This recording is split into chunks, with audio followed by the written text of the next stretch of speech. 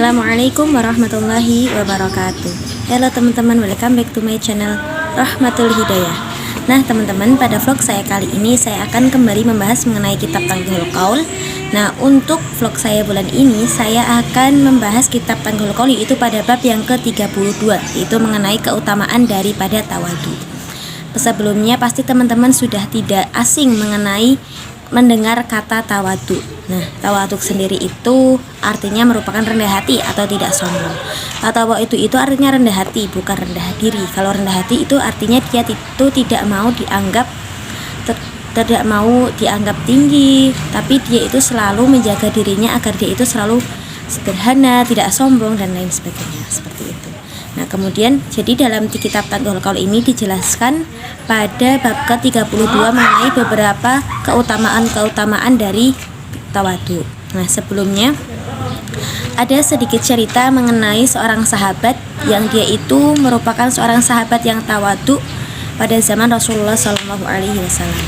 Nah ceritanya itu ketika itu teman-teman pasti sudah tidak asing mendengar hari di mana Rasulullah SAW pernah hijrah ke Madinah. Nah, pada hari Rasulullah SAW hijrah ke Madinah, beliau disambut dengan baik oleh kaum Ansor. Nah, ketika Rasulullah baru datang, banyak sekali kaum Ansor yang menawarkan rumahnya untuk dijadikan tempat menginap oleh Rasulullah SAW. Nah, kemudian pada saat itu ada seorang sahabat yang bernama Abu Ayyub Al-Ansori, di mana dia itu merupakan salah satu kaum Ansor yang sangat merindukan kedatangan Rasulullah SAW. Nah, ketika itu dia memberanikan dirinya untuk membantu membawa barang-barang Rasulullah dan rombongan, tapi dia tidak berani menawarkan rumahnya untuk dijadikan tempat tinggal atau tempat bermalam oleh Rasulullah SAW untuk sementara waktu. Padahal kaum Ansor yang lain itu berebutan agar rumahnya dijadikan tempat bermalam Rasulullah. Tapi untuk Abu Ayyub itu dia sama sekali tidak menginginkan hal itu, karena dia merasa bahwa rumahnya itu cukup sederhana dan dia merasa rumahnya itu sangat tidak layak untuk dijadikan bermalam oleh Rasulullah SAW. Nah, Rasulullah mengambil langkah tepat karena banyak sekali kaum Ansor yang menawarkan beliau rumah untuk bermalam. Nah, untuk menghindari rasa iri, Rasulullah pun akhirnya menyerahkan tanggung jawab memilih rumah itu kepada untanya, di mana ketika itu untanya disuruh berjalan sampai dia berdiri di suatu tempat. Nah, ketika itu berhentilah si unta itu di depan rumah Abu Ayyub yang cukup sederhana. Abu Ayyub terus menangis dan dia sangat bahagia karena Rasulullah SAW mau bermalam di rumahnya yang sangat sederhana.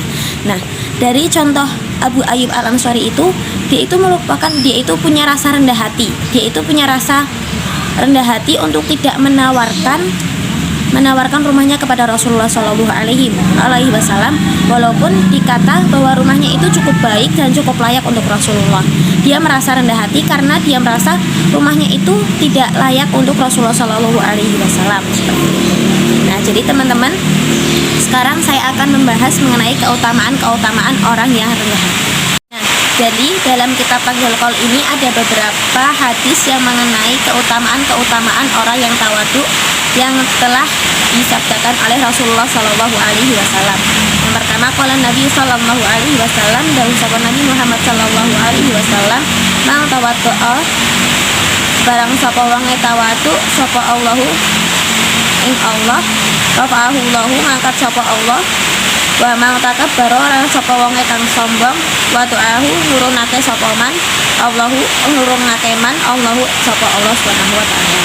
Jadi di hadis yang pertama disebutkan qala Nabi sallallahu alaihi wasallam, bahwa Nabi Muhammad sallallahu alaihi wasallam itu pernah bersabda, "Ma tawaddu Allahu rafa'ahu Allah wa ma takabbara wada'ahu Allah." Yang artinya, barang siapa tawadu karena Allah, maka Allah akan mengangkatnya, dan barang siapa takabur, maka Allah akan merendahkannya. Nah, jadi dalam hadis ini disebutkan bahwa Allah akan mengangkat. Maksud mengangkat itu mengangkat derajat orang yang tawadu karena Allah Subhanahu wa taala. Maksudnya itu dia itu rendah diri. Walaupun dia itu pintar, walaupun dia itu kaya, tapi dia itu tidak sombong terhadap saudara-saudaranya, tetap terhadap tetangga-tetangganya. dia tetap berbaur dengan masyarakat, dia itu tidak mau terlihat lebih menonjol, tapi dia itu selalu dia itu selalu menjaga dirinya untuk takabur. Dia itu selalu menjaga hatinya agar hatinya itu tetap tawadu, dan dia itu percaya bahwa segala hal yang dia miliki itu hanya milik Allah Subhanahu wa taala. Nah, kemudian barang siapa takabur maka Allah akan merendahkannya. Nah, barang siapa yang takabur maka Allah akan merendahkannya. Takabur itu sama artinya dengan takabur, yaitu menggede-gede, yaitu artinya itu sombong.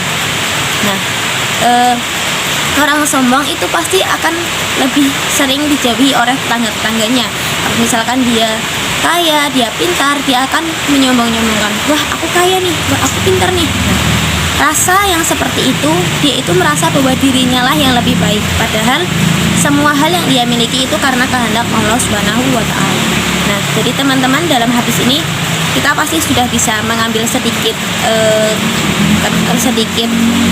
nasihat bahwa hendaklah kita itu selalu tawadu, karena ketika kita selalu tawadu maka Allah akan mengangkat derajat kita, dan hindarilah untuk bersikap sombong.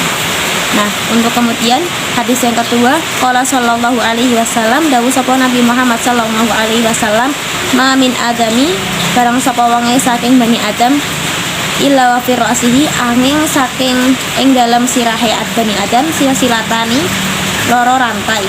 Silsilatu rantai ingkang kaping pisan fisama isabiah ing dalem langit kang nomor 7, wasil salatuhu lan rantai kaping loro fil ardi sabiah ing dalem bumi kang nomor 7, ing dalem bumi kang 7. Faida tawaddu'a, barang nalika sapa tawadhu sapa man, rafahu ngangkat sapa man Allahu sapa Allah bil silsilati kelawan rantai ila sama isabiati maring langit kang 7. Wa idza tahabbara wa ta'ahu lahu bil silsilati, lan nalika sombong sapa man ngrendahake sapa Allah kelawan rantai ilal ardi sabiati maring bumi kang kaping 7.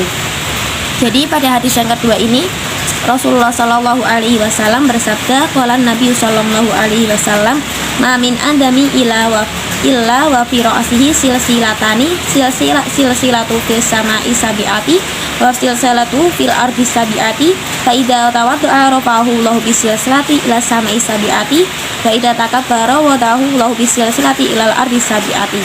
Yang artinya, tidaklah dari anak cucu Adam kecuali kepalanya terdapat 2 rantai. Rantai pertama di langit ke-7 dan rantai kedua di bumi ke-7.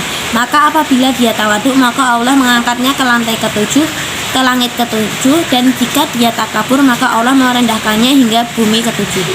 Nah, dari hadis yang kedua ini hampir sama pada hadis yang pertama, yaitu Allah mengangkat derajat orang yang tawaduk dan merendahkan derajat orang yang takabur. Di sini Allah menjelaskan bahwa tingkatan manusia itu ada 2. Yang pertama di langit yang ke-7 atau bumi yang ke-7. Maksudnya langit ke-7 itu tingkatan langit, kemudian bumi itu yang paling bawah. Kalau langit kan pasti atas, kalau bumi kan bawah. Nah, jadi yang pertama, apabila dia tawaduk maka Allah akan mengangkatnya ke langit ke-7. Derajatnya itu tinggi bagaikan langit yang ke-7. Kemudian apabila dia takabur maka Allah akan merendahkannya hingga bumi yang ke-7. Maksudnya derajatnya itu akan direndahkan sangat rendah seperti bumi yang ke-7. Seperti itu. Nah, teman-teman, mungkin cukup sekian vlog saya pada kali ini. Mohon maaf apabila ada banyak sekali kesalahan kata atau kesalahan dalam menjelaskan, mohon dimaafkan. Terima kasih. Wassalamualaikum warahmatullahi wabarakatuh.